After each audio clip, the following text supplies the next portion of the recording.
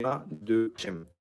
On parle de demain soir, ok, d'un événement dramatique, ok, qui va être une nouvelle étape dans la procédure du Mashiach, qui va changer quelque chose.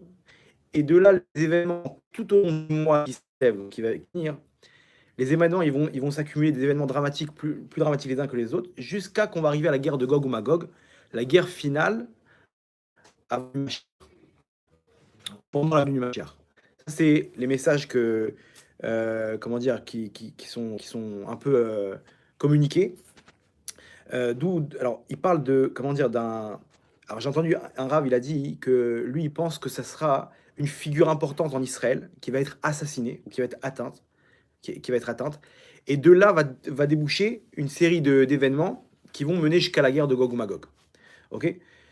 C'est intéressant parce que les professionnels des codes de la Torah, ils ont rentré des noms de certaines figures. Effectivement, on parle de hautes figures en Israël. Je ne sais pas si je peux dire le nom, etc. Je vous dirai en privé après, mais au cas où, si ça se produit, ils vont venir, le Shabbat, ils vont venir, ils vont venir vers moi. Mais que vraiment, des gens importants en Israël qui figurent comme l'a figuré Yitzhak Rabin à la Vachalom dans le comment dire, dans un des codes de la roue, de la Torah, là-bas, il y avait Rotseach Asher Yirtzach, ce passage de la Torah, et en vertical, il y avait le nom de Yitzhak Rabin, à plusieurs intervalles, un nombre de lettres d'intervalle. Ils lui ont donné le code. Ils lui ont donné le code, et effectivement, il a pas fait attention. Quelques mois après, il a été tué, il a été assassiné. De la même manière, il y a un code. Dans ce code-là, il y a cette figure, il y a ces personnages. Ok, assassiné, il y a marqué là-bas Nirtzach, il y a marqué là-bas guerre civile, Milchemet Achim, mois de Kislev, le mois qui vient, etc. Tout ça à la suite dans le code. Donc c'est intéressant de voir par rapport à ça ce qui va se passer. Le Rav Pinto, le Rav Ishayahu Pinto, il a dit qu'il y aura une figure, un personnage important qui va être assassiné, et de là tout va commencer. Il a dit ça il y a longtemps, il y a quelques mois de ça. Ok. Et là, apparemment, les choses elles reviennent. On parle de demain soir. Il se déconnecte. Non, là, il marche. Je crois Là, que il c'est marche. bon. Ok. Ok, donc on continue. Bon, je sais pas si on est encore en ligne en tout cas.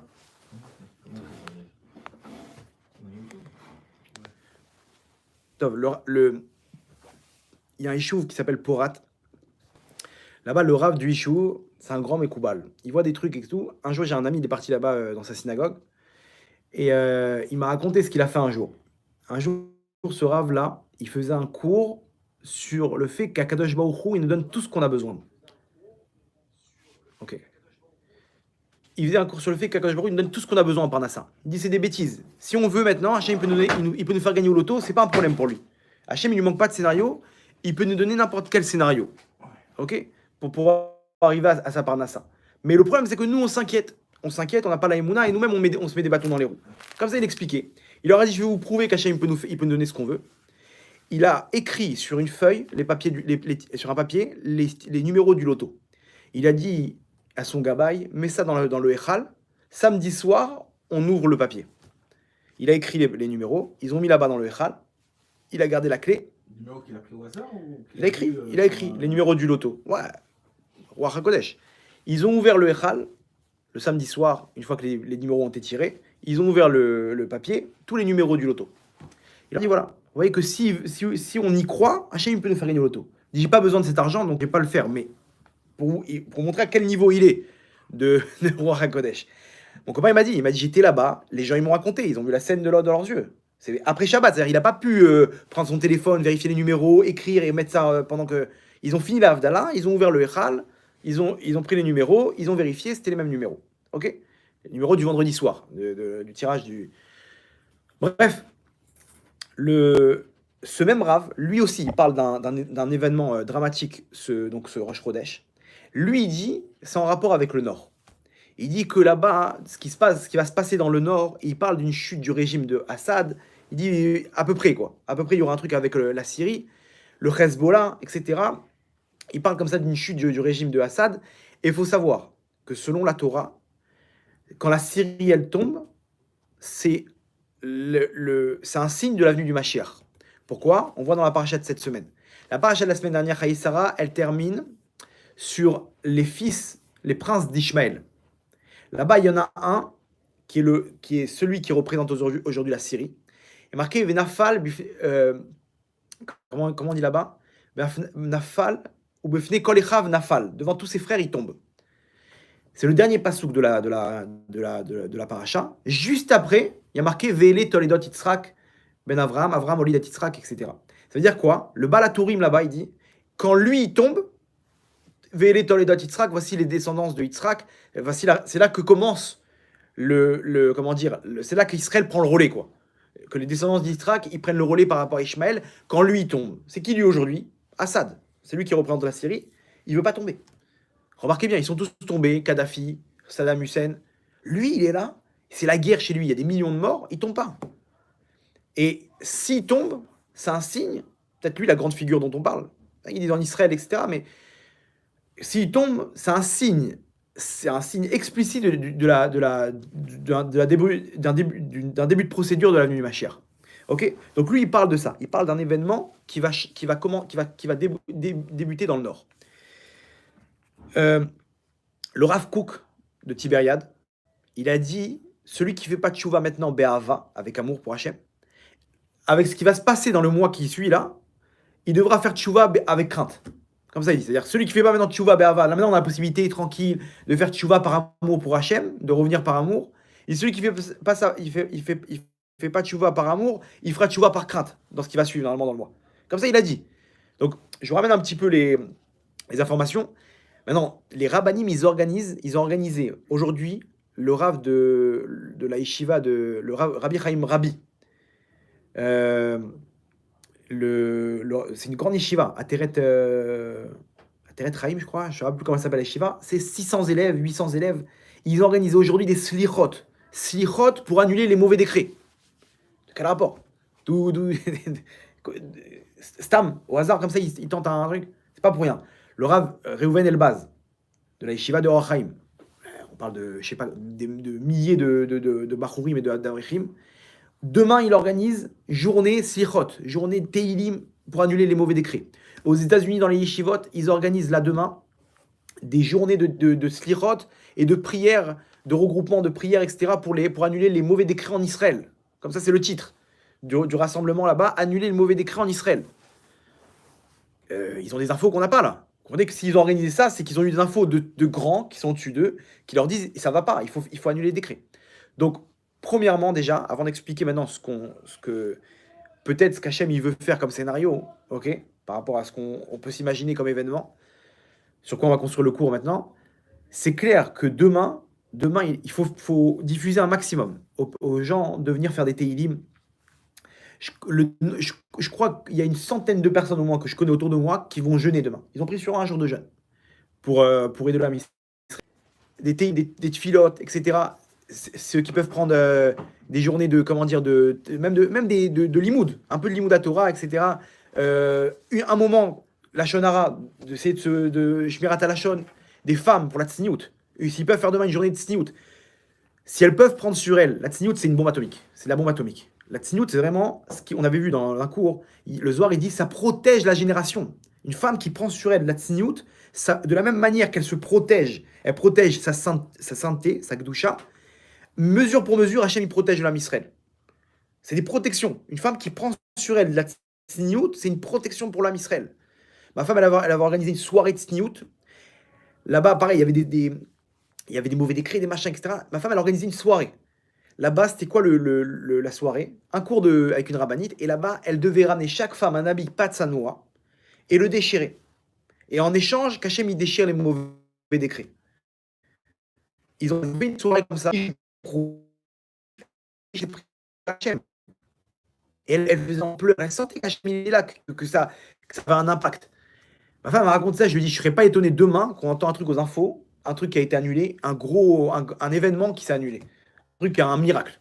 Le lendemain, à la première heure, une roquette de Gaza qui touche une dormie. Ils ont fait une soirée, une ambiance. Ils ont dormi dans une chambre tous ensemble. Ils ont fait une soirée comme ça, on raconte des histoires. Ils sont mis tous dans la même chambre, tous les enfants. La chambre, elle se trouvait de l'autre côté de la villa. La roquette, elle a tapé, pas une égratignure. Ils ont tous dormi dans la maison. Un miracle. Qui leur a mis dans la tête d'aller tous dormir dans la même chambre qui se trouve à l'opposé de la villa, là où va frapper, par rapport à là où va frapper la roquette. Un miracle. J'ai dit à ma femme, j'en suis sûr que c'est vous. C'est sûr et certain qu'il y a eu ce miracle-là, c'est vous. Une femme qui prend sur elle sans même. Il n'avance pas. Non. Il n'aime pas Yasmine et Sarah. Ouais. Il n'aime pas la signoute du tout.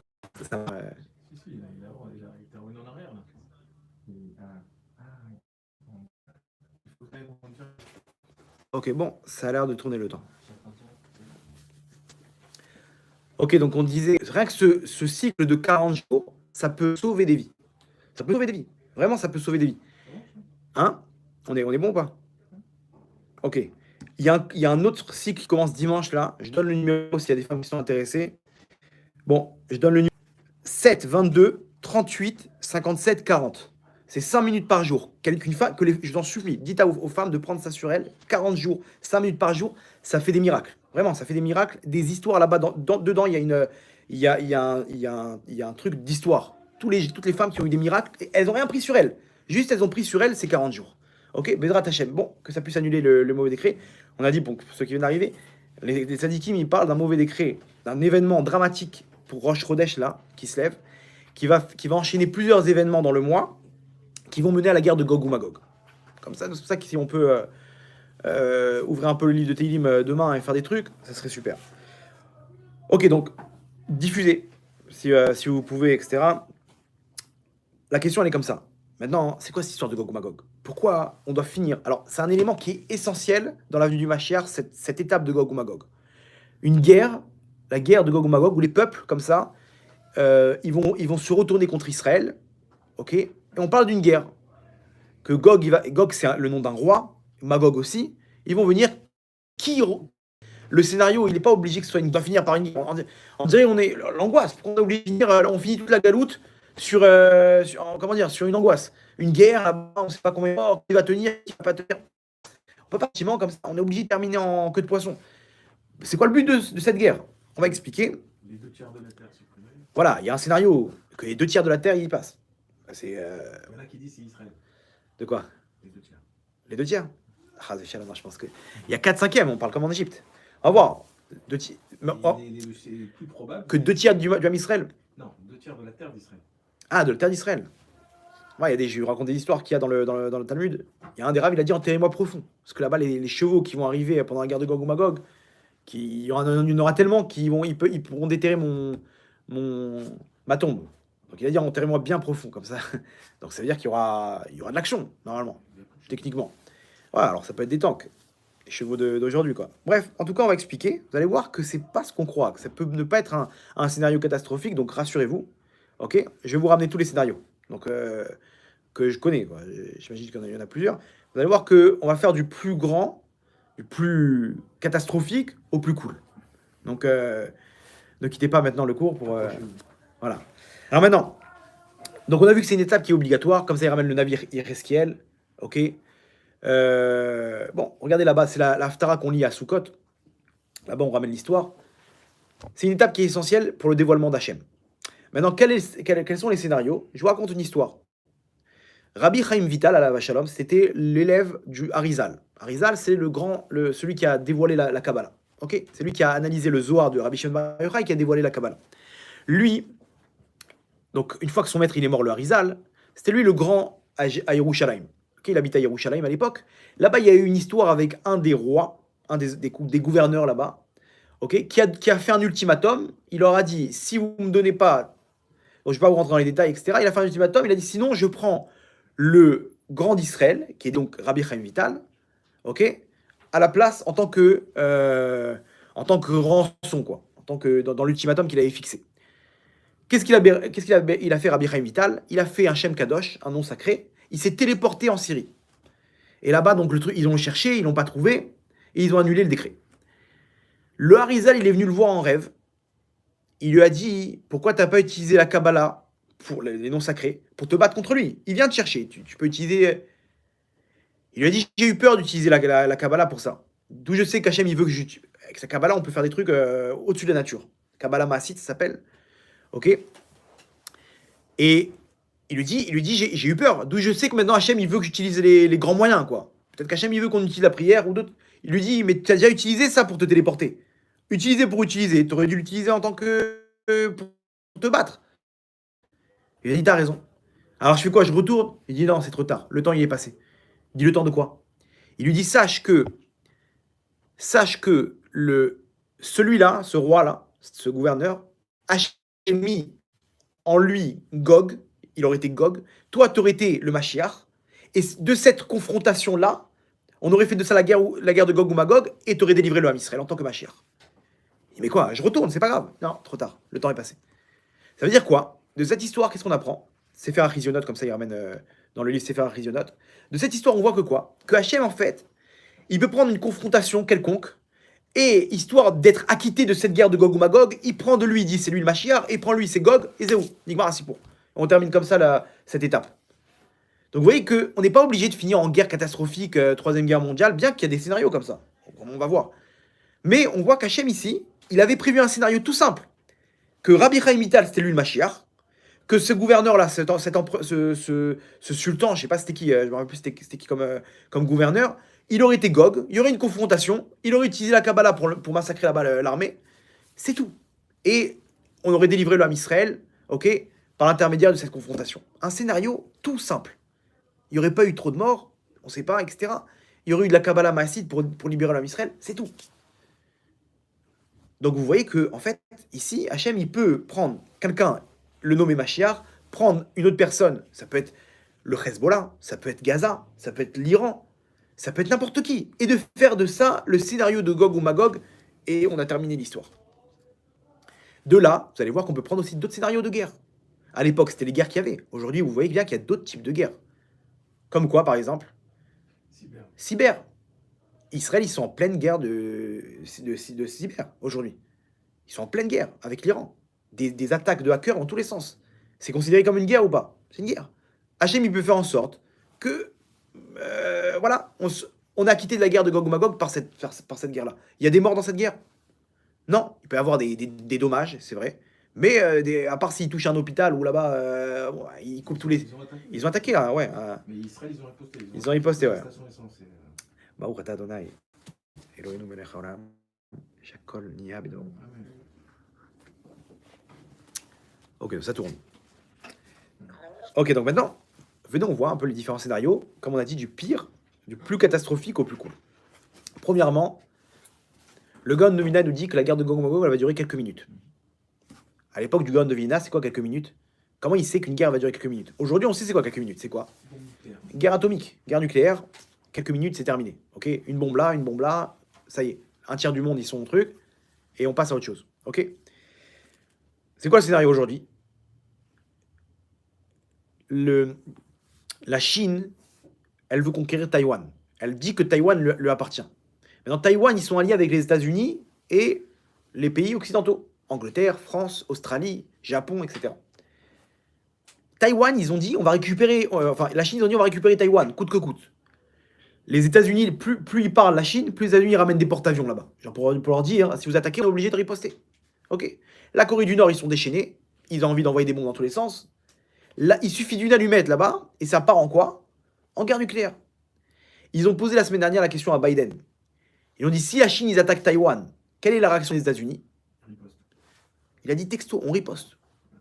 On rentre dans la bataille. C'est-à-dire, d'un coup, les avions des porte-avions américains, ils rentrent là-bas contre la Chine. Ils attaquent des cibles, ils envoient dans tous les sens. C'est quoi? La Chine, c'est une puissance nucléaire. Mais dans la Chine, ils n'ont aucune pitié. C'est pas des... Ils n'ont pas de cœur. Directement, ils envoient une bombe nucléaire sur New York, Loalenu, sur Washington. C'est des millions de morts. Des millions de morts en un instant. Maintenant, quand il y a une guerre nucléaire, quand il y a une guerre mondiale de grande puissance, généralement, de rentrer dans la bataille. Par exemple, l'Iran et Israël, pourquoi ils rentrent pas en guerre? Parce qu'il y a le monde qui regarde. Donc Israël, ils peuvent pas attaquer l'Iran, sinon ils vont se faire taper dessus par les puissances du monde. Mais s'il y a une guerre dans tous les sens, tout le monde va profiter pour se taper dessus. C'est le principe d'une guerre mondiale. L'Inde, le Pakistan, la Corée du Sud, Corée du Nord, Tout le monde va régler ses comptes. La Turquie, la Russie vont rentrer dans la bataille, la Syrie, le Hezbollah, Israël, l'Iran, tous les pays, ils vont profiter pour régler les comptes. Il y aura des alliances, etc. Et on se retrouve quoi? Dans une guerre nucléaire, la moitié du monde y part, etc. C'est un scénario, oui ou non? Scénario. La Chine, ils ont annoncé là, avant-hier, ils ont déclaré aux habitants, ils ont annoncé aux habitants de préparer des sources alimentaires pour plusieurs semaines. C'est quoi la raison? Ils parlent de pluie, de catastrophes naturelles, et aussi peut-être de confinement avec le corona. Officiellement. Officieusement, au cas où il y a une guerre avec les États-Unis, au moins on est armé. Ok? Ils ont testé un missile hypersonique. Voilà, il y a 2 semaines, c'est ça. Ils ont testé un missile supersonique qui a fait le tour du monde et qui a touché sa cible à 25 km de. C'est rien pour une bombe. Nucléaire. Avec une tête nucléaire. Ça, 25 km d'écart pour une tête nucléaire, c'est rien. On est d'accord. Ok. Ça tourne. Ça, c'est le premier scénario.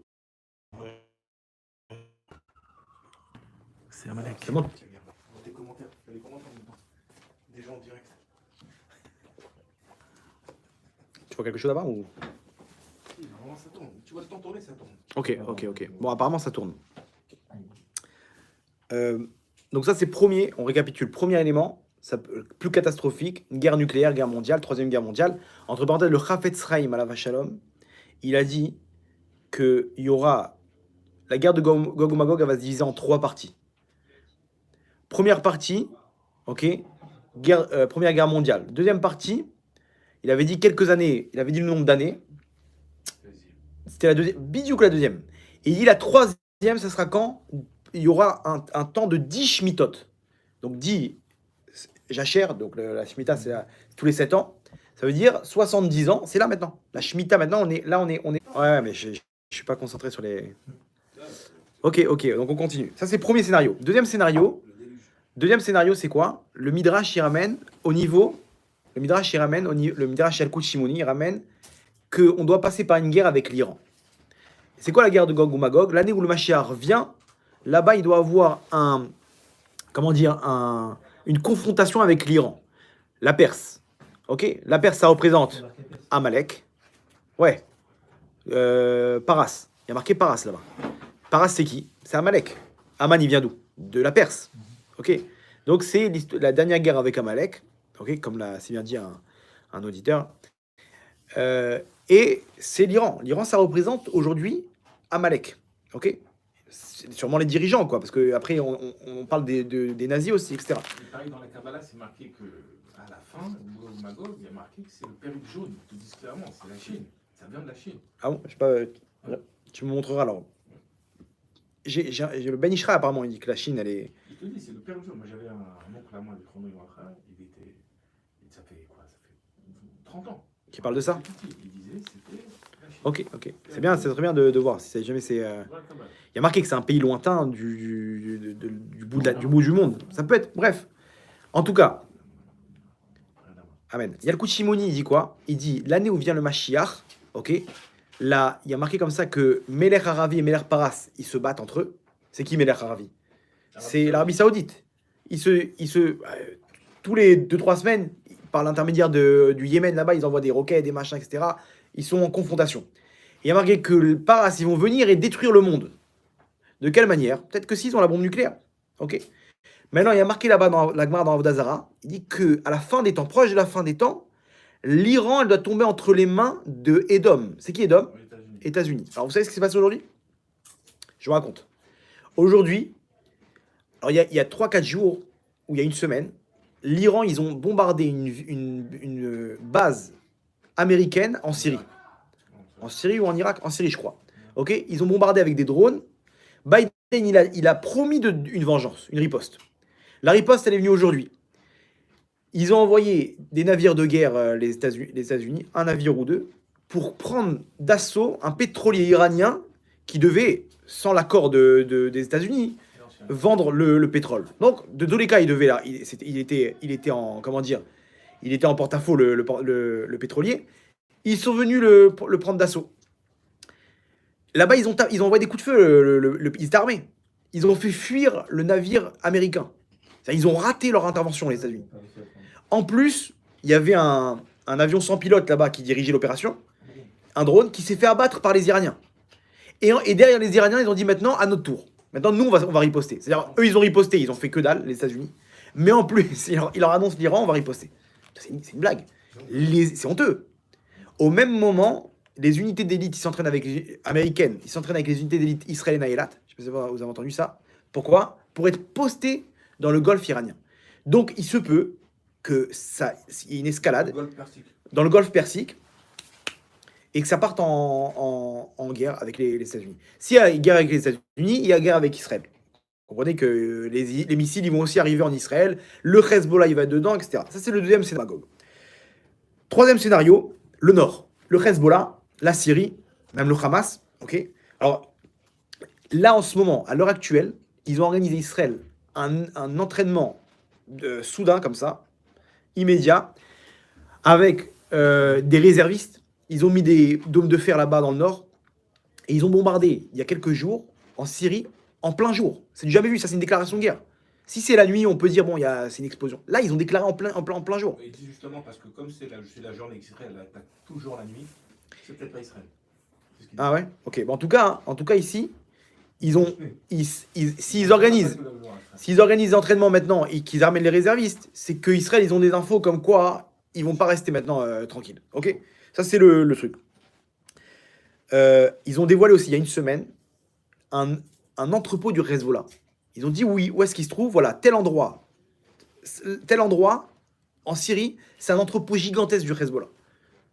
Pourquoi ils annoncent? Peut-être pour se couvrir si jamais ils font une attaque préventive. Et il se peut que l'événement dont on parle, c'est quoi? C'est une attaque préventive d'Israël sur le Hezbollah. S'ils savent que le Hezbollah, ils sont prêts à attaquer, Israël, ils vont attaquer avant. Ça peut être, ils peuvent abattre un des responsables là-bas. Bon, troisième scénario, Israël et le Nord. Ça peut être un scénario de guerre de Gog et Magog. Comprenez bien que c'est pas des scénarios faciles. Même si c'est de plus en plus cool, ça reste quand même une guerre avec le Hezbollah. Ils ont, je sais pas combien, 50 000 missiles. 100 000 missiles. Vous imaginez de quoi on parle? C'est énorme. C'est 2000 missiles par jour. C'est nous. Imaginez-vous le. C'est précis. Ils sont précis. Ils peuvent attaquer des centrales électriques, etc. Exactement. Ok. Quatrième scénario. Donc je répète. Premier scénario, guerre mondiale. Deuxième scénario, guerre avec l'Iran. Troisième scénario, guerre dans le Nord. Hamas et compagnie. Quatrième scénario, guerre civile. 2 millions. 2 millions. 2 millions. Chacun, il prend un couteau de cuisine. Vous imaginez de quoi on parle? Lo allez-nous. Ok. En plus. C'est sans compter les Palestiniens. Voilà. En plus, ils vont voter le budget. On parle de 34 milliards de dollars. C'est ça? Non, de shekels, pardon. 34 milliards, c'est ça? 30 milliards. 30 milliards de shekels pour les Arabes israéliens. Ok. Quand ils savent, maintenant je sais pas si vous savez ce qu'ils ont fait, le dirigeant là-bas du parti arabe, Ram Abbas, il s'appelle. Mansour Abbas. Il est en rapport avec un organisme qui donne directement l'argent aux familles des terroristes. Ça veut dire qu'en fait, les 30 milliards des impôts qu'on paye, ils vont faire les finir dans les poches du Hamas. Vous vous rendez compte de ça? Ils vont voter le budget là, demain soir. C'est une blague. Les gens, il se peut que il peut avoir des répercussions sur les hauts responsables là-bas du gouvernement. Pourquoi? Comment tu donnes de l'argent à nos ennemis? C'est ça, aux terroristes? Peut-être des hommes de droite. Comme Yitzhak Rabin, c'était quoi? Il a voulu donner des trucs. Derrière, il y a eu c'est un mec de droite. Deuxième chose, ah oui, ils vont rendre vous vous rappelez pourquoi ça va exploser la guerre là-bas? Ils devaient rendre des maisons d'Arabes qui sont à Jérusalem, et de là ils ont menacé le Hamas. Et là, ils ont imposé qu'ils doivent les rendre. Ils ont fait un appel, la Cour suprême, elle a ordonné, c'est bon, rendez les maisons aux Israéliens, donc ça va repartir. Quoi, ça s'est annulé? Ils ont proposé un deal. On dit les maisons, elles appartiennent à l'ONG israélienne. L'ONG. Les attaquer. Mais il leur a dit, on va faire un deal. Pendant 10 ans, vous pouvez rester dans les maisons et vous payez un loyer de 2500 shekels par an. Mais on vous laisse les maisons pendant 10 ans. Vous habitez dedans. Ils ont refusé les armes. Ok, donc ils vont devoir évacuer. Bon, ok, en tout cas, l'homme est chané, mais en tout cas, il suffit d'une allumette, on a vu ce qui s'est passé. Ok. Il peut y avoir guerre civile à l'intérieur même entre nous, lo allez-nous, entre les religieux et les non-religieux, combien de trucs. Là, ils veulent faire. Là, il y a.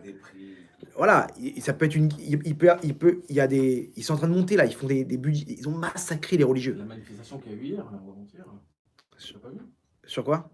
Contre Bennett, contre le gouvernement. Non, mais par rapport à quoi? Ah, par rapport aux hausses des prix, voilà. Par rapport à Donc, tout, non, les- par rapport à tout ce qui se passe, avec ce qu'ils veulent donner à Mansour Abbas, notamment. Voilà, 4 milliards. la hausse des Ils prix, mettent- les trucs. effectivement, ça- Ils mettent tout le monde d'accord, ok? Mais sur le compte de l'État d'Israël. C'est un problème. Ok. Donc, il peut avoir. Là, les libéraux, ils veulent s'installer au Kotel. Là, vendredi, un des responsables, un député libéral, il veut arriver là-bas, faire la prière de Rosh Chodesh avec son Sefer Torah au Kotel. Maintenant, là-bas, il a une immunité puisqu'il est député. Donc, on peut pas le sortir. Donc, maintenant, les députés religieux, ils vont venir là-bas pour dire nous aussi, on a une immunité, on va venir te bloquer. Imaginez-vous comment vendredi matin, ça peut être un élément aussi. Ça peut partir en guerre civile entre les religieux et les non-religieux. Un autre scénario, ce qu'ils sont en train de faire maintenant avec les vaccins. Les vaccins pour les enfants qui veulent instaurer en Israël. Mais ça, jusqu'à maintenant, moi j'essaie de me taire sur les vaccins, mais c'est une catastrophe. C'est une catastrophe. Comment ils peuvent autoriser dans un pays à vacciner des enfants alors qu'on n'a aucune suite de ce vaccin? Aucun recul. Aucun recul. Est-ce qu'ils sont en danger les enfants? Aucun enfant ne tombe malade du corona.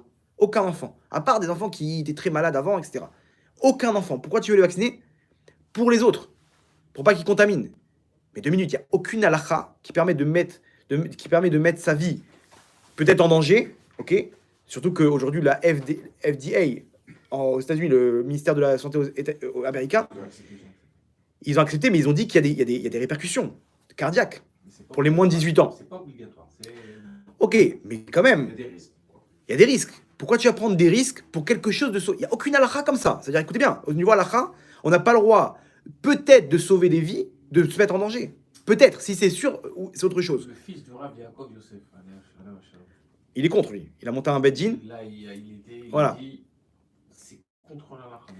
Ils ont monté un beddin. C'est quoi le problème? C'est qu'ils sont partis voir. Il a dit, et j'ai dit, j'avoue, je me suis trompé. On Ouais, a ouais. refusé, on a Bien sûr. autorisé le vaccin, on n'aurait jamais dit. Ils ont monté un beddin aujourd'hui. Ils ont réuni 2000 témoignages de ce qui se passe pour le 3e vaccin.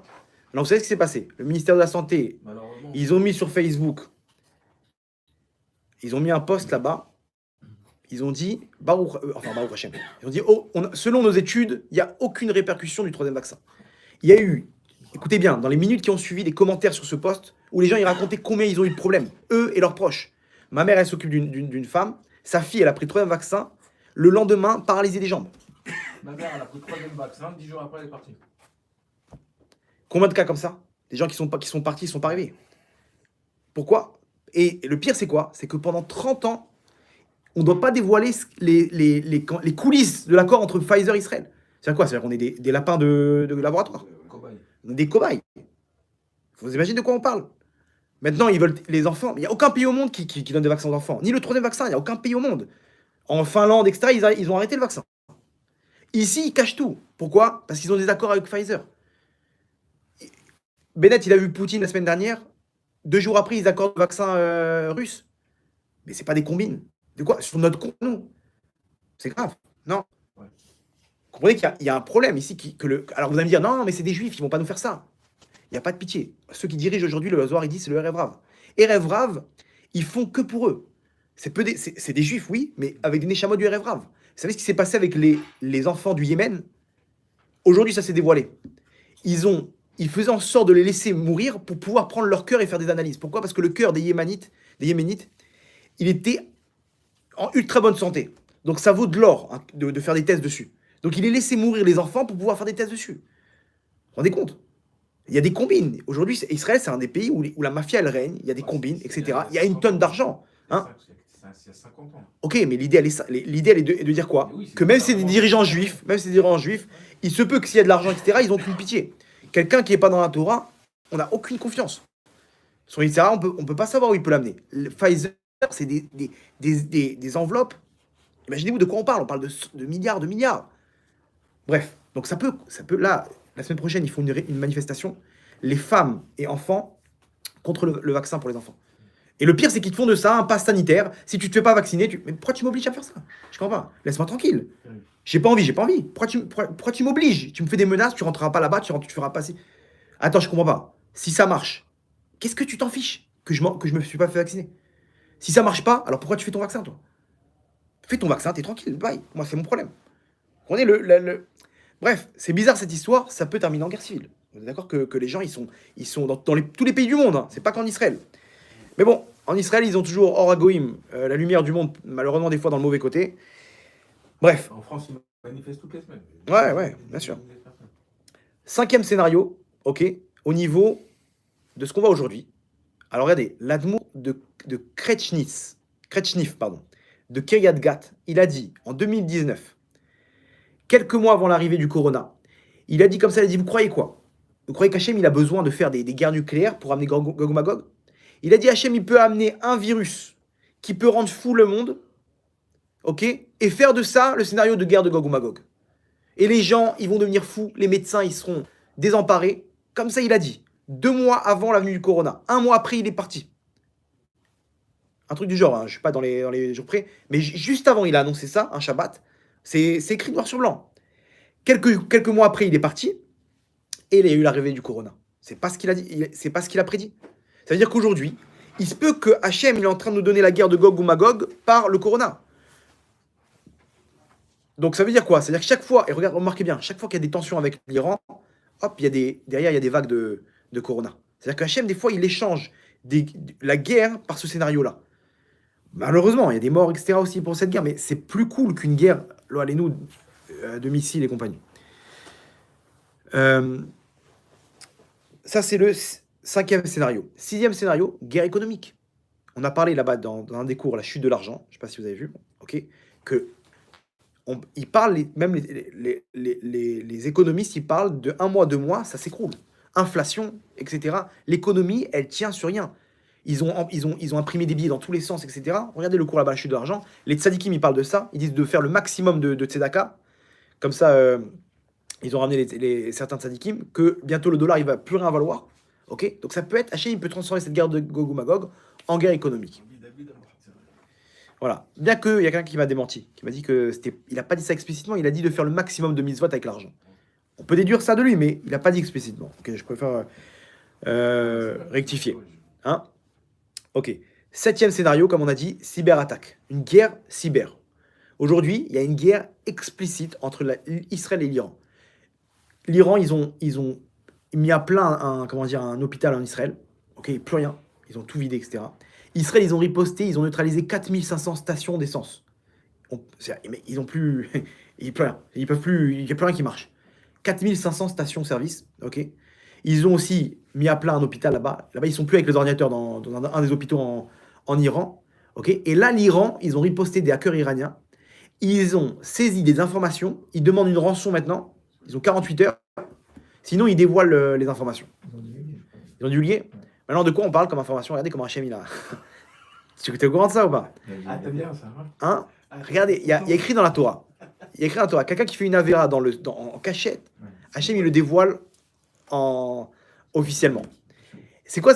Ils ont pris un site internet homosexuel, et là, je sais pas comment ça s'appelle. Ok.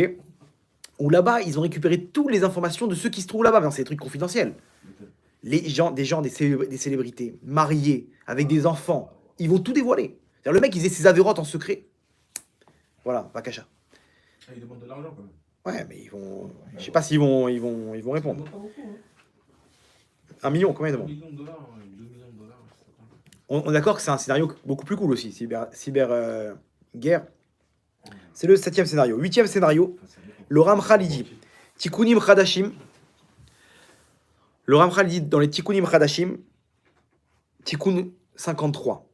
Il dit guerre de Gog ou Magog, c'est que une peur. 12 mois de peur, il dit comme ça. Une angoisse, ok? Il n'y aura rien du tout. Pas un seul cheveu du Ham Israël qui va tomber. Pas mal ou pas? Le Ramchal, noir sur blanc. 9e scénario, encore mieux que ça, rien du tout. La guerre de Gog ou Magog, elle est déjà passée. Qui dit ça? Rav Mordechai Eliaou. J'ai entendu dire que le Rabbi, il a dit ça aussi. Rabbi Lubavitch, ok? Pour la Shoah, que la Shoah, c'était la guerre de Gog ou Magog. Comme ça disaient les sages de Porat Yosef, le Rav Ben Sion Abba Shaul, il disait que ça y est, Yatsanu et Dechova. On a été acquitté déjà de la guerre de Gog ou Magog à la Shoah, c'est terminé. Maintenant, ça va bien se passer. C'est le meilleur scénario. C'est vrai. Pourquoi on est obligé de quoi? C'était pas suffisant, la Shoah? Les douleurs de l'accouchement. Voilà. Maintenant, la question, elle est comme ça. Quel scénario? Là, on a une échelle de scénarios. On voit que, au niveau actualité, ça peut se produire.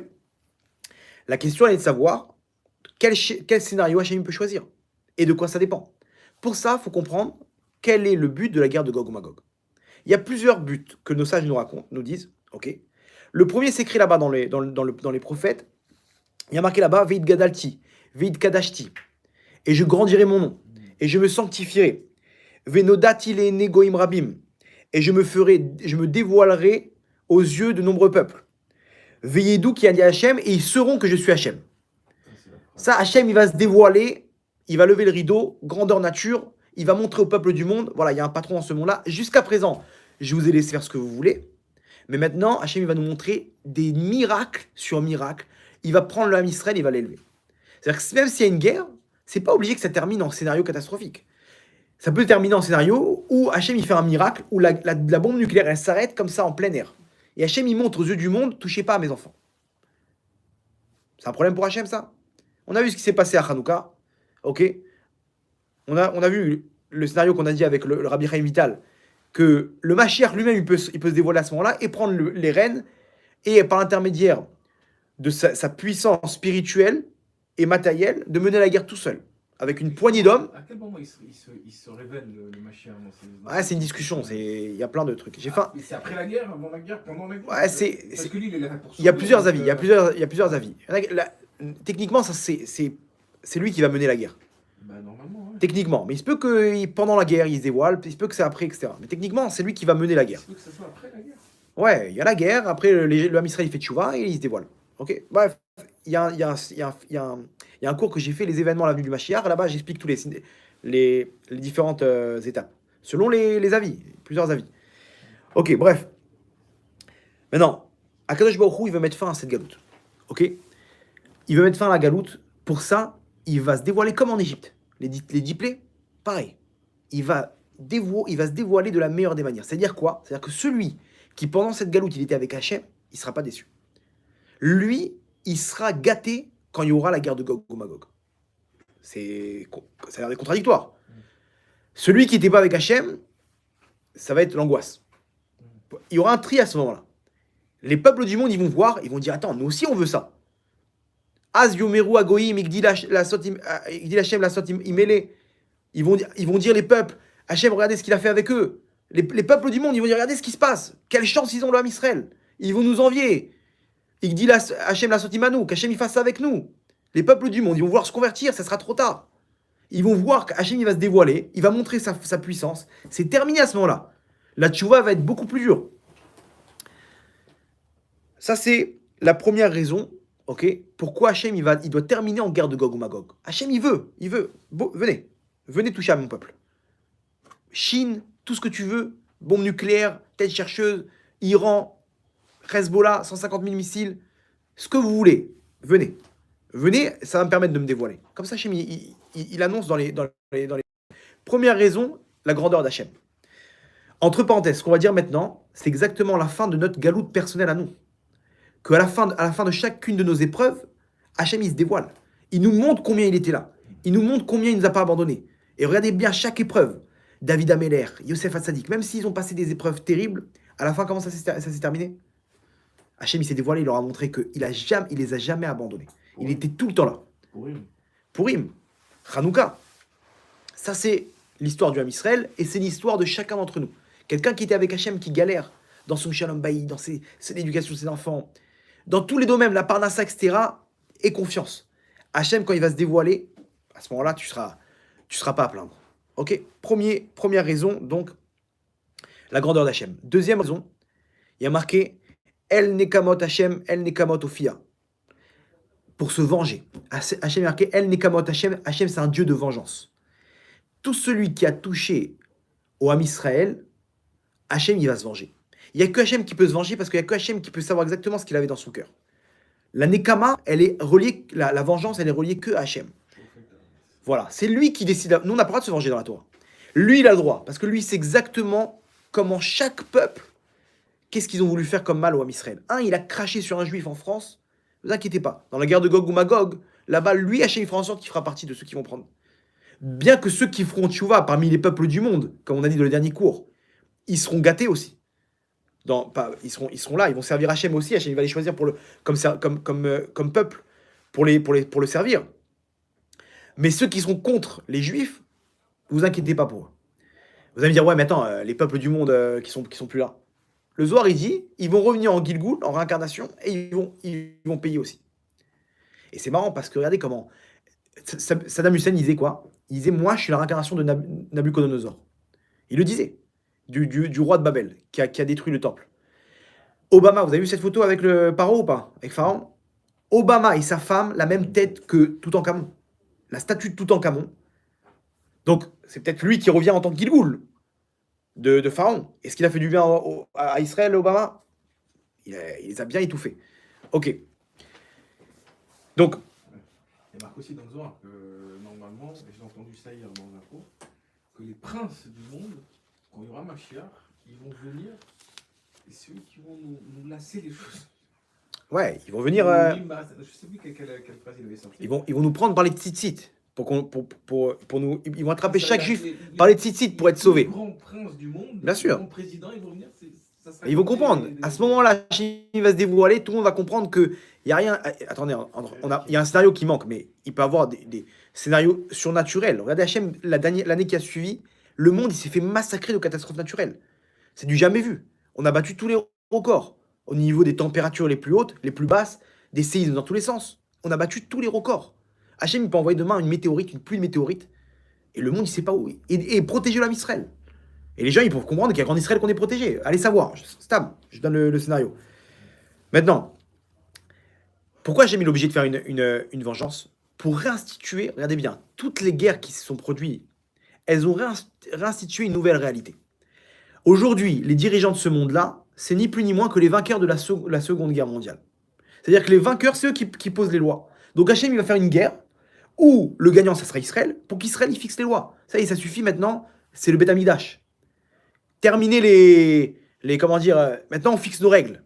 Le Mashiach, il va venir, il va fixer ses règles. Il va dire, maintenant, c'est comme ça que ça marche. Comment? Parce que c'est le vainqueur de la guerre. Le vainqueur, c'est lui qui fixe la réalité. C'est comme ça. Et regardez bien, il y a 3 fois dans toute la Torah le mot Ophia. Ophia, c'est apparaître. Apparaître, c'est-à-dire c'est le principe d'une nouvelle réalité. Il y a, comme on a dit, El Nekamot Hashem, El Nekamot Ophia. Là-bas, Hachem, il va se venger pendant la guerre de Gog ou Magog. Et de là va apparaître une nouvelle réalité. Ok. Il y a marqué aussi, on dit quoi? Hachem Ophia mi Arparan. De quoi on parle là-bas? Arparan, c'est le Har Sinaï, le mont Sinaï. Là-bas, c'est quoi la nouvelle réalité qu'il y a eu? La Torah. La Torah, elle est descendue à ce moment-là. Nouvelle réalité, il y a le terme Ophia apparaître. Il y a aussi dans les Teilim, Miklal Yofi Ophia, un truc du genre. Ok, là-bas, on parle de quoi? Du Beth Amikdash. Le Yofi, la beauté, on parle du Beth Amikdash. Cette réalité, quand il y a le Beth Amikdash qui apparaît dans le monde, c'est le Beth Amikdash. Ok. Ok. Donc, première raison pour la grandeur d'Hachem. Deuxième raison, la vengeance. Troisième raison, Hachem, il veut faire en sorte qu'on ait la grandeur de la lumière après un événement comme la guerre de Gog ou Magog. Quand est-ce qu'on a la valeur de la lumière? Quand on est dans le noir, dans l'obscurité. C'est là qu'on prend la valeur de... Donc l'angoisse qu'il peut avoir quand on va voir Hachem nous délivrer, l'amour qu'on aura pour Hachem à ce moment-là, il sera immensément grand. Parce que c'est lui le libérateur. Qu'on ait le scénario qu'Hachem est obligé de faire pour qu'on arrive pour arriver à créer un lien d'amour, que l'âme Israël fasse tchouva, c'est ce scénario-là de peur. Quatrième but, la tchouva. Tout simplement pour que l'âme Israël revienne à Hachem. Et effectivement, quand tu fais un scénario catastrophique, le mec, il peut être le plus éloigné, il comprend que ça dépend que d'Hachem, il va prendre un livre de Teilim et il va commencer à faire tchouva. C'est obligé. Ok? La tchouva, pour les peuples du monde, même eux qui feront tchouva, et pour l'âme Israël, surtout pour l'âme Israël, qui fasse tchouva et qui revienne à Hachem. Ok? Alors attention, je vous rassure, pas tout l'âme Israël. Ceux qui sont venus pour faire tchouva. Il y en a d'autres qui ne sont pas venus pour faire tchouva. Ok? Ceux-là, le Mashiach, il s'occupera de finir le travail. De les asservir à servir Hachem. comme le Erev Rav, etc. Waouh, ce qui va se passer après, après Gog et Magog, il y a la guerre avec le Erev Rav. Le Erev Rav, ils vont pas laisser le Mashiach prendre le pouvoir. C'est une autre histoire, ça. Ok? Hein? Ouais, ils vont se rebeller. Le Zohar, il dit que la guerre qu'il y aura entre le Mashiach et le Erev Rav, elle sera plus dure que la guerre entre les nations et Israël. C'est un autre cours. Ça, c'est un autre cours. C'est la suite. Ok? Donc, déjà, entre parenthèses, Là, on parlait des zombies. Là. entre parenthèses, pour nous, ça nous apprend combien. Regardez, si Hachem, tout celui qui a fait du mal à Israël, Hachem, il va lui régler son compte un par un. Hachem, il n'oubliera rien. Imaginez-vous dans le bien, chaque chose qu'on a fait pour Hachem. Combien le mec il s'est battu, il a mis les tefilines, et il s'est levé, il avait du mal à se lever. Shabbat, et machin, alors qu'il perdait de l'argent, il a fermé son magasin. Une femme, la tsniout, elle s'est couverte la tête alors qu'elle se fait charrier par toutes ses copines. Ah, c'est quoi, t'es habillé comme un sac poubelle. Et elle continue, toutes les prières, tous les trucs, etc. Si Hachem, il est El Nekamot là-bas dans le mal, imaginez-vous dans le bien, combien il va pas oublier chaque effort qu'on a fait pour lui. Entre parenthèses. Ok. Maintenant, ça c'est les scénarios. Donc maintenant vous avez compris que tout le but c'est quoi? Il y a un but dans Gog ou Magog. Dévoilé. Le dévoilement d'Hachem. Hachem il va se dévoiler. Hachem, pourquoi il veut se dévoiler? Pour qu'on fasse tchouva, pour que l'homme Israël y revienne. Maintenant, vous comprenez comme il tranche le Rambam là-bas, dans Ilchot Tchouva. Il dit que En Israël Nigalim et la tchouva. L'homme Israël, il est libéré que grâce à la tchouva. Ça veut dire quoi? Ça veut dire qu'en fait, que plus on va se qui se transforme, pas de décret terrible. Il y a eu quelque chose. Il n'y a rien eu. Pourquoi? Regardez bien ce qu'il dit. Les tzadikim disaient comme des rats. Comme des rats. Les Arabes, là-bas, ils ont pas accepté ça. Ça aurait dû nous menacer. Le djihad islamique, ils ont menacé. Il n'y a rien eu. Pourquoi? Parce que c'est un mauvais décret qui aurait dû être une guerre civile en Israël, qui s'est adouci. Hachem, il a mis 36 tzadikim cachés. Ces tzadikim-là, ils ont un rôle d'opérer en secret. Pourquoi? Pour annuler les décrets. Ils savent tout ce qui se passe. Et eux-mêmes, ça vient d'eux de base, toutes ces sources. Comme on a vu pour Avram, Hachem, il a dévoilé à Avram pour Sodome qu'il allait détruire. Hachem, il a dévoilé à Yona Navi qu'il allait détruire la ville de Nineveh. Qu'est-ce qu'ils ont fait là-bas? Hachem, il a dévoilé à Mordechai. Ils ont prié, ils ont organisé des choses qui ont annulé le mauvais décret. Donc il se peut qu'il n'y aura rien du tout à Rosh Chodesh. Et c'est un bon signe. Ça veut dire qu'on aura annulé le décret. Il se peut qu'il y ait un élément tout simple. Ça dépend de quoi? Ça dépend de notre tchouva. Regardez bien, c'est-à-dire que tous ces scénarios qu'on a dit, si on est têtu, ça sera le pire des scénarios.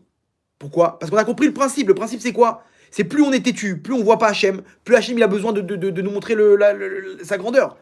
Ok? Plus Hachem il a besoin de nous secouer pour qu'on fasse tchouva. Donc plus le scénario il sera catastrophique. Quand on comprend le principe de Gog ou Magog, on a compris pourquoi maintenant, quel scénario Hachem il peut choisir. Ok? Si on fait tchouva, Hachem il dit c'est bon, on fait ça rapidement. Il n'y aura rien du tout. Le Mashiach il vient, il montre à tout le monde la vérité. Les peuples du monde, ils admettent la vérité. Shalom à l'Israël, c'est tout. Terminé. Geoula, Berachamim, Gdolim. C'est tout. Bezrat Hachem. Ou sinon, si on est têtu, Hachem, il augmente le volume. Il augmente le volume jusqu'à temps qu'on baisse la tête. Vous comprenez? Ça, c'est le principe de Gog ou Magog. Maintenant, les tzadikim, eux-mêmes, ils opèrent dans ce monde-là. Moi, je suis proche de plusieurs tzadikim comme ça. Ok? Non, ils disent rien. Ils disent rien du tout. Mais des fois, d'un coup, ils me disent... il m'a dit, tu vois, lui, je lui ai ramené quelqu'un, il m'a dit, lui, sa neshama, elle est en rapport avec les talibans. Il m'a dit que les talibans, sa neshama, il m'a dit, s'il arrive à faire tchouva, lui, il détruit une des forces du mal des talibans. Imaginez-vous, et ce qui s'est passé avec les talibans, c'était en rapport avec lui. Il m'a dit, c'est lui qui a fait le travail là-bas, avec les talibans. Sa neshama, elle est en rapport avec les forces du mal des talibans, qui représentent les talibans dans les... Si lui fait tchouva, il m'a dit son élève, il m'a dit l'autre jour, il s'occupe de personnes, il sait quelle neshamot, il faut arriver à leur faire tchouva, et ça adoucit des mauvais décrets. Il disait, il y avait une neshama, elle est en rapport avec les Iraniens. Il lui a fait des trucs, des tikkunim, etc. Il a dit à mon copain qui est son élève, il lui a dit, tu vois, maintenant il y aura un truc aux informations avec l'Iran, un truc bien. Et effectivement, dans la semaine, il y a eu un truc, une attaque là-bas, ils ont explosé un truc dans une centrale nucléaire, un truc qui s'est hyper bien passé. C'est comme ça que ça marche. Ces tzadikim là, ils sont en rapport avec le gouvernement, vous savez ça?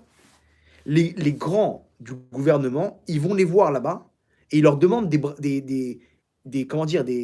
voilà, on veut attaquer maintenant, ils leur demandent des conseils roi HaKodesh. Vous vous rendez compte de quoi on parle? Le Khalban, c'était un des grands tzadikim nistarim de la dernière génération, à la Vachalom. Ok? Lui, il racontait, un de ses élèves, il racontait qu'il était en rapport avec un des chefs du Mossad.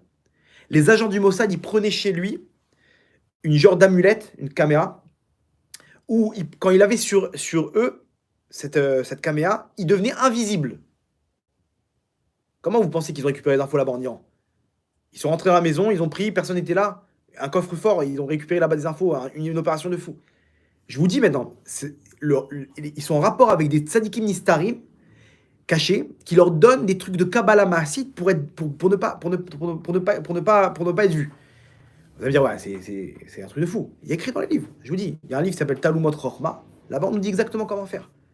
C'est écrit comme ça. Je vous dis le truc, mais bon, il y a des formules à dire. Ça se transmet de bouche à oreille. Il y a écrit là-bas, dans ce livre-là, Kabbalah Maassit, comment voir et ne pas être vu. Là-bas, il y a écrit de trouver un nid de corbeau, de tuer un des enfants là-bas, corbeau, et de le visser. De mettre une vis là-bas de façon à ce qu'on ne peut pas l'enlever du nid. La mère, elle va essayer d'enlever le corps du petit. Elle va pas réussir. Qu'est-ce qu'elle va faire? Elle va aller chercher une pierre pour mettre sur le bébé. Cette pierre-là, il faut la récupérer. Quand il la récupère, il faut la mettre dans une base avec cette formule de Kabbalah Maassit, il devient visible. Alors, je ne sais pas si c'est invisible carrément, ok, ou il est là, mais on ne le voit pas. Ok, c'est-à-dire que Hachem, il détourne leur attention. Ça s'appelle la Kabbalah Maassit, ça existe ça. Il y a le Rav Yosef Shani, à Bnei Brak, lui, carrément, c'est connu, il fait des trucs, il a une caméra aussi, tu prends, il te fait monter d'un Neshama. Et là-bas, il te fait voir des trucs dans les mondes d'en haut. L'aigle de Shlomo Améler, du roi Shlomo, il te fait voir des trucs, Yerushalayim d'en haut, etc. Des trucs de fou, c'est connu. Les gens qui connaissent un petit peu la Kabbalah, ils savent, il ne faut pas toucher à ça, c'est hyper dangereux. Les gens, ils sont devenus fous avec ça. Mais ça existe. Il y a un Mekoubal qu'ils ont pris l'armée, ils l'ont amené dans le nord, il leur a dévoilé des tunnels du Hezbollah. Il leur a dit là-bas, sous un lac, il y a un tunnel là. Maintenant, aux informations, nouvelle technologie israélienne. C'était un Mekoubal là-bas qui était sur une Jeep. Ils ont roulé comme ça, il leur a dit stop, arrêtez-vous ici. Ici, il y a un tunnel en dessous le lac. Tu connais cette histoire? T'as entendu parler? C'est connu, c'est des trucs connus. Bref. Donc les tzadikim, eux, ils savent, ils opèrent. J'ai un grand article sur lui. Sur ce Mekoubal? Je voulais pas au début. Ils y croyaient pas. Non. Ouais, aujourd'hui c'est connu. Non, des mecs de l'armée, au début, ils voulaient pas le prendre. Ils disaient, mais qu'est-ce que tu vas me ramener? Un religieux. Ouais, à la fin, Voilà. C'est connu ils ramenaient les plans là-bas au Grand Israël, les plans d'attaque d'Iran. Ils ont ramené au Rav Ovadia Yosef. Et le Rav Ovadia Yosef, il leur a dit, si vous l'attaquez, attaquez au mois de Hadar. Si vous l'attaquez l'Iran. Pourquoi? Parce que là-bas, par rapport à Purim, le Mazal d'Israël face à l'Iran, elle est... Ok, donc, vous voyez qu'il y a des enjeux, il y a des choses qui se passent. Les tzadikim, c'est des chevaliers du Jedi. C'est des trucs, ils sont là, ils contrôlent des choses. Ils opèrent dans les mondes d'en haut. Nous, on croit le petit religieux, mais viens voir ce qu'ils font. Maintenant, le Ham Israël, nous, qu'est-ce qu'on doit faire, nous, à notre niveau, rien que de se rapprocher d'Hachem, c'est le but de la guerre de Gog Magog. Si on arrive à se rapprocher, à faire tchouva, c'est comme ça que ça marche. Ok. Maintenant, il y a une autre astuce. C'est quoi? Soit on arrive à faire tchouva et on a compris qu'on a encore du chemin. Soit on arrive à faire en sorte de montrer à Hachem combien le peuple juif il est méritant. Ok? Et à ce moment-là, on dit à Hachem, mais on veut faire tchouva, mais regarde déjà tout ce qu'on fait. Regarde ce qui se passe. D'arriver à mettre en évidence le bien qu'il y a dans chacun des juifs. Comme ça, il dit Rabbi Nachman Breslev, Likuté Moran Resh Pebet, ok? Là-bas, c'est la Torah de la Géoula ce qu'il ramène. Il ramène là-bas que la fin du mal, elle dépend de nous. Comment? Si j'arrive à voir le bon côté chez mon prochain, alors j'annule le mauvais côté qu'il y a chez lui. Et donc je fais en sorte que quoi? Que le Ham Israël est méritant. Le but de faire tchouva, c'est d'arriver à un mérite, à être méritant. Maintenant, moi, avec mon œil, si j'arrive à voir le bien, à renforcer le bien qu'il y a en chacun d'entre nous, au lieu de faire des remarques et de mettre en valeur le mal, comme je me rappelle, j'étais à l'école, une prof de français là-bas nous disait, alors qu'est-ce que vous pensez là-bas? On était un petit peu sceptiques et tout. Mais parlez, allez, qu'est-ce qui vous arrive? Il faut être critique dans la vie, sinon vous n'allez jamais réussir. Elle nous a fait la morale sur le fait que si on n'est pas critique, on n'ira nulle part dans la vie. C'est comme ça que ça marche. Ce monde, il faut voir que les défauts. Il faut relever les défauts, sinon c'est là que tu es quelqu'un d'important. Tu vois que le mal. Et donc tu viens et tu charries et tu remets en question tout le système. Parce que tu es quelqu'un qui est actif. Tu n'es pas un mouton. Mais c'est faux, ça, selon la Torah, au contraire. Attention, il faut voir le mal pour pour se méfier. Si maintenant, moi, je dois entrer mes enfants dans une école, je dois me renseigner de ce qu'il y a. Voilà. Mais, d'un autre côté, quand j'ai aucun enjeu, pourquoi je vais mettre en relief le mal du Ham Israël? Regarde ce qu'ils ont fait, regarde ça. Pourquoi tu vois pas le bien? Ok, il est venu en retard, mais il est venu à la synagogue, il est venu prier, il y en a plein qui vont pas prier. Ok, cette fille-là, elle est pas encore de Sanoa, mais regarde ce qu'elle fait. Elle prend un jour par semaine, etc. Hachem, c'est comme ça qu'il regarde le Ham Israël. Maintenant, si nous, on voit pas comme ça le Ham Israël, Hachem nous dit, mes enfants, je peux pas faire plus que vous. C'est mesure pour mesure. Vous me donnez, moi, les forces. Nous, ose les Elohim. Vous donnez les forces. Nous, on donne les forces à Hachem, par notre œil. C'est ça qu'on doit faire aujourd'hui. Aujourd'hui, un homme, il doit voir le bien chez ses enfants, chez sa femme. Une femme, elle doit voir le bien chez son mari. Qu'est-ce qu'il fait? Au lieu de se focaliser, ouais, il n'a pas fait la vaisselle. Mais qu'est-ce qu'il fait? Note sur un papier tout le bien qu'il fait pour toi. Tout le bien que ta femme, elle fait pour toi. Note sur un papier. Tu vas voir combien finalement, c'est 5% de défauts. Mais nous, c'est 5%, on en fait 95%. Parce que c'est ça la nature humaine. Mais on doit casser ça chez nous. On doit arriver à voir que le bien. Chaque fois, dire du bien du Ham Israël. Dire, comme Moshe Rabbeinu, il a dit à Hachem, il lui a dit, Hachem lui a dit, bon allez, je vais détruire le Ham Israël maintenant. Ils ont fait le veau d'or, je vais les détruire. Moshe, il a dit quoi à Hachem? Hachem, tu touches à un cheveu du Ham Israël, tu m'effaces de ton livre. C'est comme ça qu'on doit dire à Hachem. Hachem, il a voulu ça. Il a poussé Moshe à dire ça. Il lui a dit, si tu me laisses pas passer, je les détruis. Laisse-moi passer, je les détruis. Genre quoi? Si je te laisse pas passer, tu les détruis pas. Il a fait une allusion, vas-y, argumente. Hachem, il nous fait pareil, il nous dit, mes enfants, argumentez. Le Ham Israël, il est bon. C'est ça qu'on doit dire à Hachem. Hachem, qu'est-ce qui se passe? Il y a des mauvais décrets. Il y a des mauvais décrets, ton peuple, il n'est pas méritant. Combien de Brit Milot, combien de sang qui a été déversé? Combien de gens, ils ont brûlé à la Shoah? Combien de gens, ils sont levés pour aller se battre, pour aller prier? Combien de gens, on leur a proposé d'arrêter leur religion? Ils sont battus au fil des générations. Les inquisitions. Quoi, c'est simple ça pour toi, à tes yeux, Hachem? Combien on se bat? Des gens qui vont à des cours de Torah, qui gâchent leur parnassa pour étudier la Torah, pour faire Shabbat, qui dépensent tzedaka sans compter. C'est rien pour toi, Hachem, ça? Hachem, il aime entendre ça. C'est ça qu'on doit faire maintenant. On doit relever le Ham Israël par notre bouche, par notre œil. Si on arrive à faire ça, le Ham Israël, il est méritant. Le Ham Israël est méritant. Hachem, il peut voir notre tchouva, pas besoin, un instant dans le cœur. Un hirour de tchouva, et ça suffit. Hachem, il dit, c'est bon, ça me suffit. C'est ça qu'il dit Rabbi Nachman, il dit que le mal, il va disparaître à la fin des temps. Comment? Si on arrive à le faire nous disparaître, en faisant prendre le contrôle du bien sur le mal. Moi, je suis avec des jeunes, dans la semaine, je donne des cours. Ils viennent, ils sont une trentaine. On a fait un tournoi à l'avant-hier, un tournoi de foot. Ils étaient 70. 70, mais des jeunes. Mais non, pourquoi ils aiment venir? Parce qu'ils voient qu'on les considère comme des frères. Moi, c'est mes petits frères. Pourquoi? Parce que je vois pas le mal. Maintenant, ils disent des insultes, ils font les pires avérotes, ils font pas Shabbat, ils mettent pas les tefilines. Mais c'est mes petits frères. C'est des chamottes. Ils voient que je les juge pas. Donc, ils sont à l'aise. Ils sont là, et comme ça, ils avancent, etc. Mais c'est comme ça qu'on doit rapprocher l'Am Israël. C'est pas en venant et dire, ouais, qu'est-ce que tu fais, espèce de rachat. Non, ça va, le pauvre. Il a du mal, il a son Issara. Regardez dans quelle génération on est. Mais regarde ce qu'il fait. Ils viennent quand même à des cours de Torah dans cette génération. De quoi on parle? Le mec, il abandonne. Ils sont pas venus ce soir à cause du foot, hein. À cause de la Ligue des Champions. Mais on a fait un cours de Torah. Ils étaient 7. La finale de la Coupe du Monde, quand la France elle a gagné là, la dernière, c'était pendant le cours de Torah. J'aurais dit, on fait le cours avant, et après comme ça, vous allez voir la finale. On a fini le cours. Je leur ai dit, vous n'êtes pas capable maintenant de rester pour Hachem, à la place de la finale. Les 7, ils sont restés. Ils sont restés. Et vous savez quoi l'ambiance qu'il y a eu là-bas? Une adrénaline. Hachem, il est descendu maintenant. Il y a eu 1 heure de cours de Torah. Un truc, jusqu'à aujourd'hui, ils ont pas oublié ce cours de Torah. Une ambiance. Hachem, on sentait qu'Hachem, il était là. Hachem, ça a fait bouger les mondes d'en haut, ce cours de Torah. Ils ont mis de côté. C'est des fans de foot, hein, on parle pas que ils en ont à battre. Ils ont mis de côté le foot pour Hachem. Messirut Nefesh. Vous vous rendez compte? Je leur ai dit ça, vous avez entre les mains un joker pour les mondes futurs, mais un truc incroyable. Vous vous rendez compte? Pourquoi? Parce c'est comme ça. C'est comme ça cette génération. Il faut arriver à relever le bien. Et c'est ça, regardez, quand aujourd'hui, le monde, il est triste. Les gens, ils sont tous déprimés. Comment dire?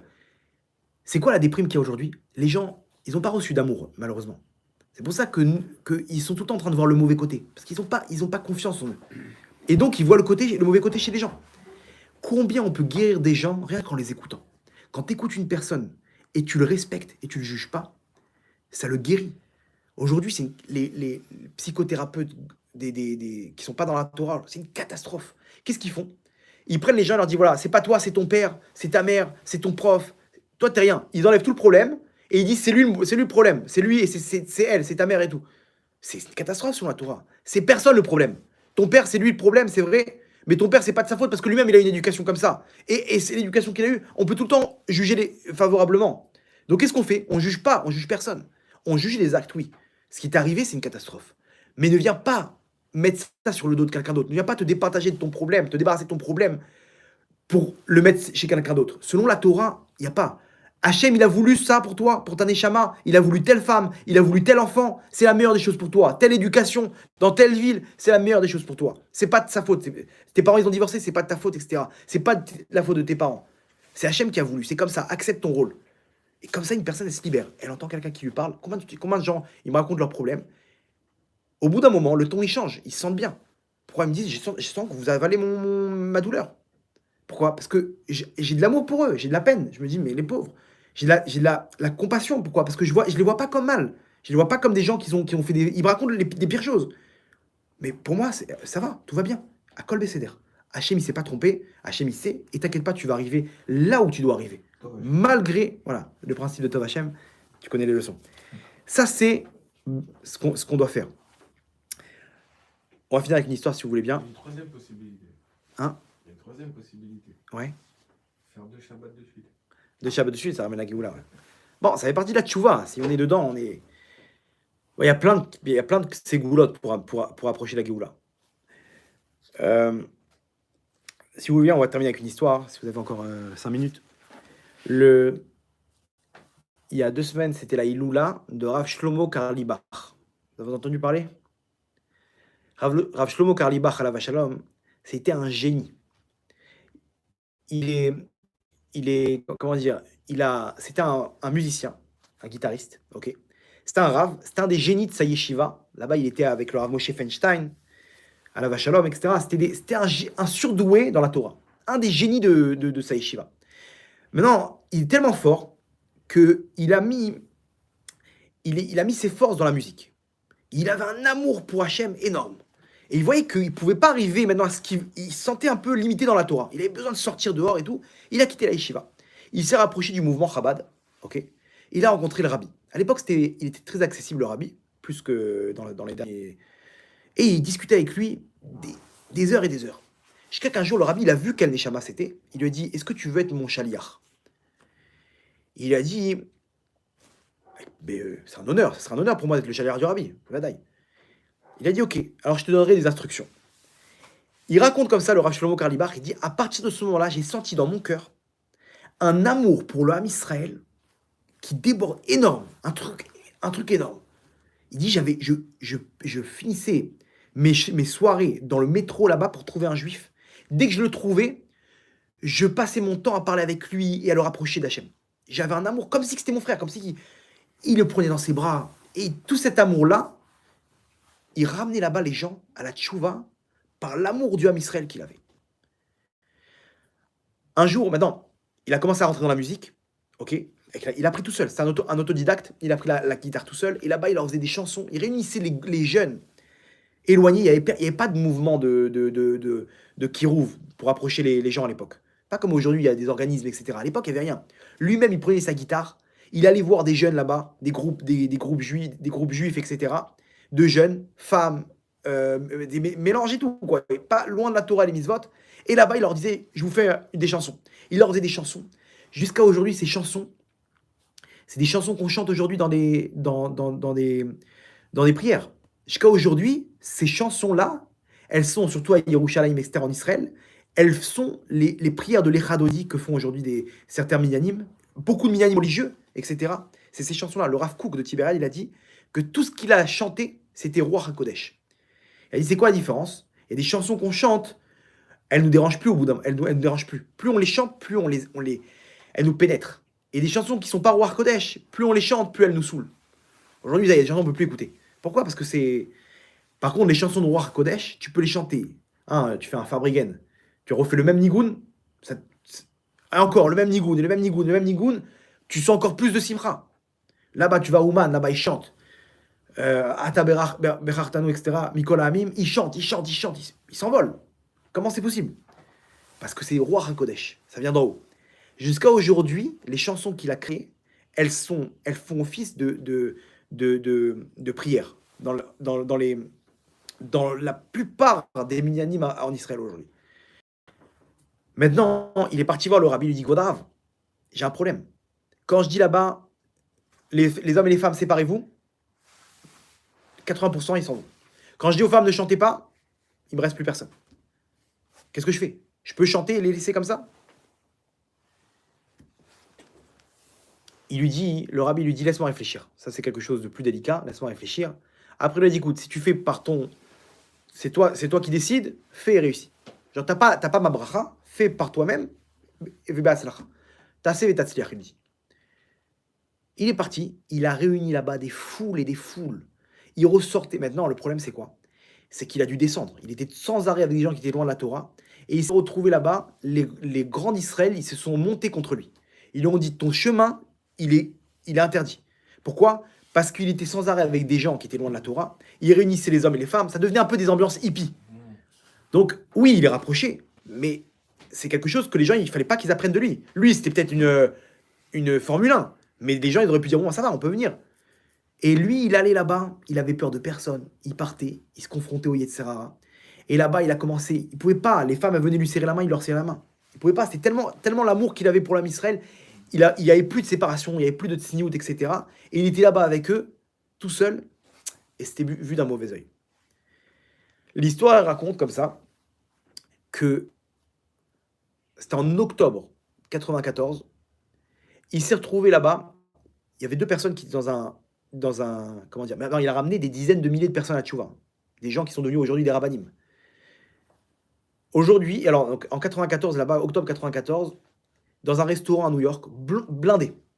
Là-bas, celui qui raconte qu'il était avec un repas d'affaires avec une personne, un religieux, qui était très sérieux dans sa religion. Repas d'affaires, qui rentre dans le restaurant à ce moment-là? Rabbi Shlomo Karlibar. Et il rentre là-bas avec sa guitare dans le dos. Et il rentre. Tout le monde est fan de lui. Il rentre là-bas, il serre la main à tout le monde. Il prend les gens dans ses bras. Il leur parle. Et les gens, ils sont quoi, enchantés de le voir. Vraiment, c'était une lumière. Un amour pour l'âme Israël. Il est considéré vraiment comme ses enfants. Et là-bas, il vient vers ce repas d'affaires là. Il serre la main au premier, celui qui raconte l'histoire. Il va pour serrer la main à l'autre. L'autre, il ne veut pas lui serrer la main. Il lui dit, il s'appelle Yossel, ce religieux-là. Il tourne la tête. Et Rabbi Shlomo Karlibar, il reste avec la main en l'air comme ça. Il lui dit, Rabbi Youd.